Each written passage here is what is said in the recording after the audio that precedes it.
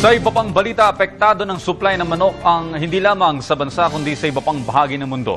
Ang naturang suliranin ay hatid ng mga nagdaang bagyo kung saan nagdulot ng labis na pagbaba ng poultry production. Ang ulat mula kay Ria Fernandez. Nang tumama ang bagyong Glenda sa bansa, naapektuhan nito ang poultry production. Daan-daang manukan ang naapektuhan sa buong mundo. Ang produksyon ng manok ay bumaba at ang poultry sa kabuuan ay apektado ng pabago-bagong panahon.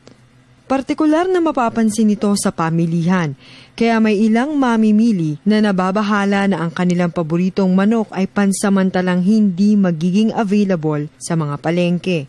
Habang ang poultry raisers at farmers ay sinisikap na maabot ng bilang ng produksyon ang demand, marami marahil ang nag-iisip na infrastruktura lang ang madalas maapektuhan ng bagyo.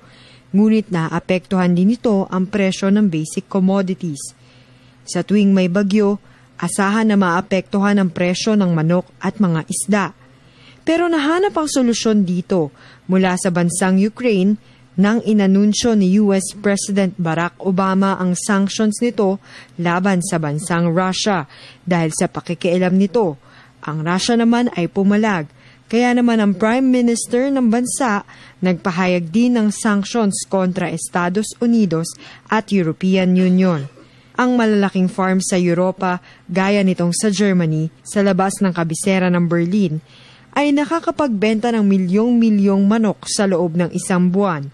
Karamihan sa exports nila ay napupuntang Russia. Ngunit sa ilalim ng kasalukuyang sanctions at ng pagpalag ng Russia na ipinakita ni President Vladimir Putin, ang mga manok ay nakompromiso. Sa madalit sabi, maraming supply ng manok ang nanggagaling sa Amerika at Europa na siyang makatutulong sa lokal na produksyon ng manok sa bansa, habang bumabangon mula sa bagyong Yolanda. Para sa Telebisyon ng Bayan, Ria Fernandez.